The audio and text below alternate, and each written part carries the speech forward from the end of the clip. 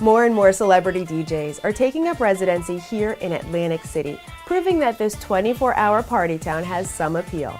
Chelsea's resident DJ and promoter DJ Ahmed Khan visited us at our One Atlantic studio and offered some advice for people trying to break into the business. We're broadcasting at One Atlantic Events, which is a beautiful event center located at the Pier Shops at Caesars, overlooking the ocean. In fact, it's the only event center that overlooks the ocean and the boardwalk, the casinos, the people. It's so much fun here. So if you have an event, definitely check out One Atlantic Events.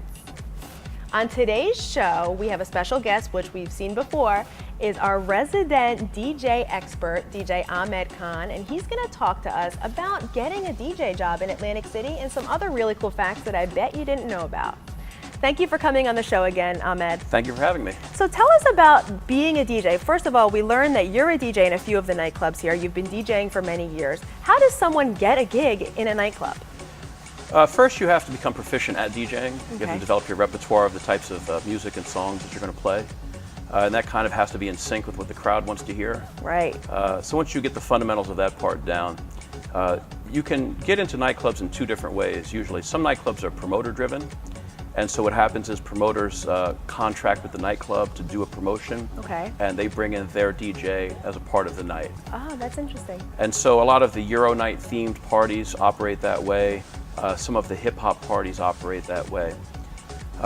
And so that's kind of neat because you get a chance to work at a lot of different clubs depending on the promotions that you're running with different venues. And you work with certain promoters, and then that promoter will go to a club and say, hey, I could bring X amount of people to the club, but I need to have my DJ that night. Exactly. And then they pull you in. And what ends up happening as well is the promoter starts to build a following.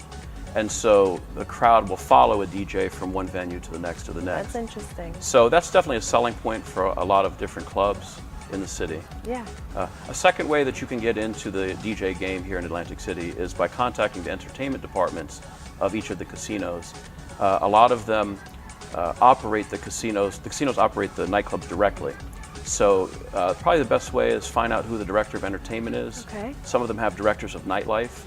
You can make an audio recording, CD usually, with the type of music that you play, and maybe a little portfolio, a picture of you. Okay.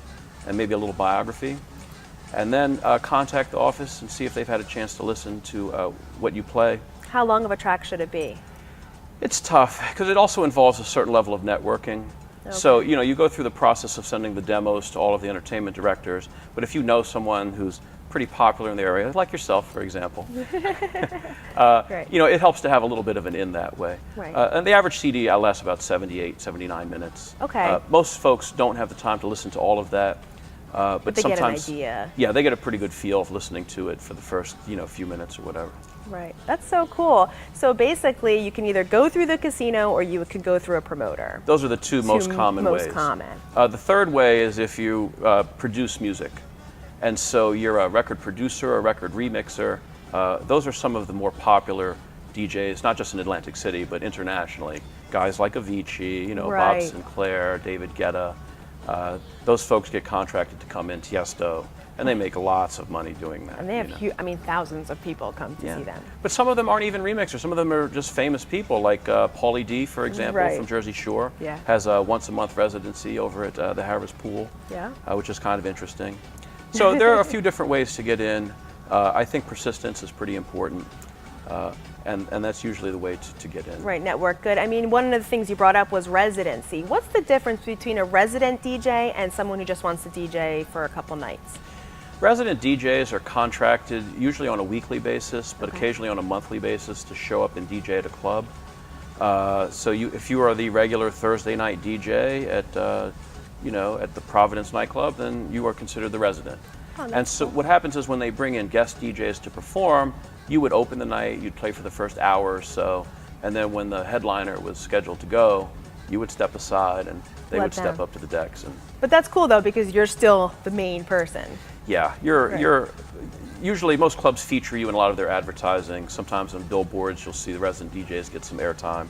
Also in print ads, you'll see the resident DJs usually get a lot of mention. That's cool. How does it work as far as cover when you're going to these clubs? Because sometimes I notice even when you're putting out things, it's no cover. Sometimes it's like $5 or $10 cover. And then there's guest lists. Tell us about that. Average cover charge at nightclubs on Fridays and Saturdays is usually around $20 per person. Okay, even for females? Sometimes females they'll let in for free. I know the federal law says you're not supposed to discriminate between men and women, but what the casino clubs have found, and other nightclubs in the city, is that where the women go, the men follow. Right. And so typically, if they can get more women in the nightclub early, the men will follow, and the night will become popular. The men will spend money in an effort to try to buy drinks for the women, and the night just kind of flows from there. What a lot of the clubs do as well is they offer guest lists with the understanding that you'll buy an entire bottle of liquor, what we call bottle service. It originated in Europe and got very popular here in the United States about 5-7 years ago. So essentially you say that you're going to buy a bottle of vodka or a bottle of whiskey. They'll charge you somewhere in the neighborhood of $250 to $350 for it. Right. You get usually about 17 or 18 drinks out of it, but you get preferential seating, you get VIP status, there's no cover charge associated with that. Right. So, you know, sometimes it becomes a numbers game. If you show up with some friends at the club, it's like, Right. okay, $20 a person, there's 6 of us, it's $120 for cover, maybe we'll each buy a drink at, you know, $7, $10 a piece. Right. You know, maybe we should just get the bottle and More cost effective. And there's also a status to the VIP Yeah. and the bottle service lines. So usually the way that you get on is that you call the nightclub. They have daytime phone numbers, and then you can say that you'd like to get on the VIP list. I guess another way you could do it is through the promoters themselves. Sometimes they have their own lists. Right. And so if you can get on the promoters list, that usually gets you complimentary. Find out promoters and, you know, find out how to get on the guest list. I mean, I think it should be something easy. And if someone wanted to get on your list, what is your website? www.djahmedkhan.com, AHMEDKHAN. Go to our website to find out more information about DJ Ahmed Khan.